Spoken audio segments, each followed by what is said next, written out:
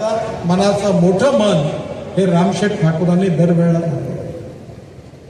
या भागातल्या गोरगरीब जे सामाजिक आर्थिक शैक्षणिकदृष्ट्या मागासलेले आहेत त्यांची मुलं शिकली पाहिजे, त्यांना उत्तम शिक्षण मिळालं पाहिजे आणि उत्तम शिक्षण मिळाल्यानंतर त्यांना रोजगार मिळाला पाहिजे याची चिंता त्यांनी सातत्याने केली आणि त्याचा परिणाम म्हणजे त्यांनी शैक्षणिक क्षेत्रामध्ये, मी त्याला साम्राज्य म्हणणार नाही, पण शिक्षण क्षेत्रातली एवढी मोठी शक्ती उभी केली की ज्या मार्फत गेल्या अनेक वर्षामध्ये गोरगरिबाच्या लाखो मुलांचं जीवन घडवण्यामध्ये त्यांनी सिंहाचा वाटा उचलला, हे विसरता येणार नाही.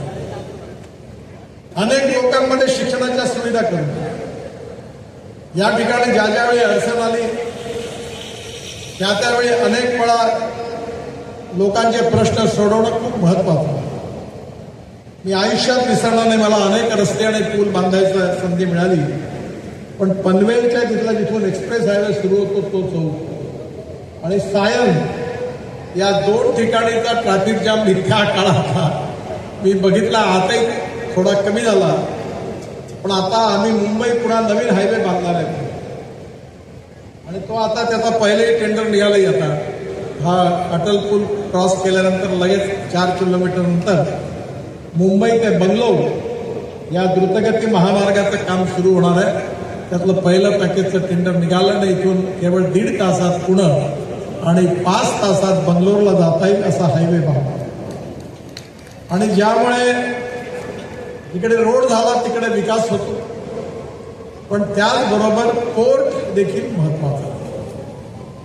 JNPT हे आपल्या विकासाचं ग्रोथ इंजिन आहे. हे जगातलं 3ऱ्या नंबरचं पोर्ट आहे आणि भारताच्या विकासामध्ये JNPTचं खूप मोठं योगदान आहे आणि आज हे पोर्ट खऱ्या अर्थाने ताकदीने शक्तीने उभं आहे. ज्या भूमिपुत्रांनी या पोर्ट करता जागा दिली, रस्ता करता जागा दिली, त्या सगळ्यांच्या अधिकाराचं रक्षण करणं आणि दुसरीकडे या सगळ्या विकास कामाची फळं मात्र इथल्या स्थानिक माणसाला देखील चाकायला मिळाली पाहिजे याची तेवढीच काळजी घेणं हे रामशेठ यांनी आयुष्यभर एक तत्व म्हणून स्वीकारलं.